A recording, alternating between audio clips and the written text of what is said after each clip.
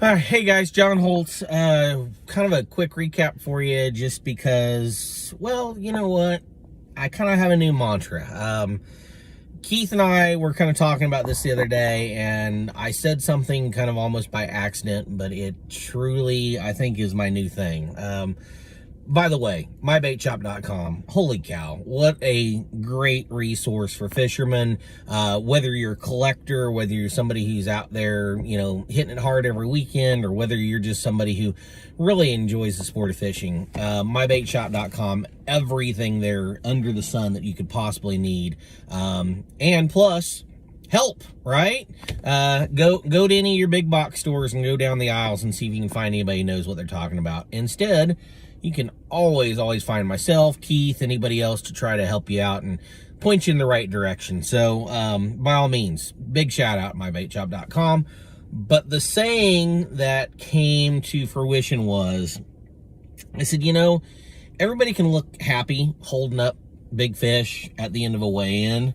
I think that idea of everybody can be happy with holding up big fish, but it's maybe more important to hold your head up high when you don't catch them. And that's what happened to me last weekend. Flat did not catch them. No excuses, we can talk about everything that went wrong as far as, it snowed on Friday, had gone from 80 degrees to 30 degrees in like a 24-hour period.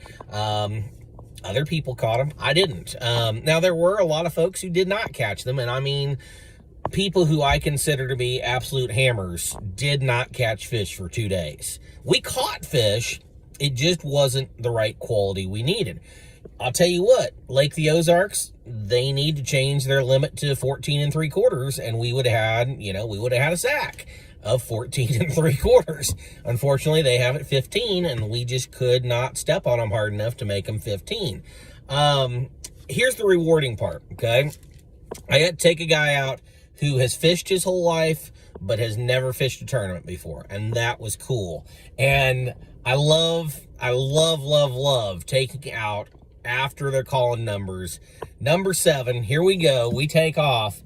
We run about 10 minutes down the lake. I pull into the first cove and I look over at him and he's like, holy crap, I've never gone that fast in a boat before. And, that is a cool part about our sport is we can always find somebody, whether it's an adult, if it's a child, if it's your wife that you've never taken fishing. Take somebody who has not been tournament fishing before, or if you are that person who has never been part of a tournament before, by golly, go make you a friend and go tournament fishing just once, just so you can know and experience what those of us who have the addiction, what we go through. But you know what, even if it's not tournament fishing, take somebody who's never been fishing, and that is such a rewarding day. So, consolation prize, got to introduce somebody into the sport, I guess into the tournament sport, I should say, and that's always a cool thing. But on the downside, yeah, didn't catch him. You know what? I've seen Kevin Van Dam 0 before. I've seen Brent Ehrler 0 before. I've seen the top guys of the sport 0, and it happens. That's what it's fishing, not catching. You got to roll with it, and you got to hold your head up high and say, you know what? I still had a damn good time, and I did. I had a very, very good time. Wind blown, crazy conditions. Had a great time, and that's something you got to understand is it's going to happen. Now, do I want it to happen? No. Do I feel like I have all the tools in my toolbox because of all my great sponsors? Absolutely. Some days you got all the tools, you just can't build the house. And last weekend, I couldn't build the house. But that doesn't mean I'm out of the construction business. Now, I've got this weekend, Easter. By the way, happy Easter to everyone. If you're traveling, be safe. If you're out and about and just, enjoying, hopefully, weather wherever you are, that's great.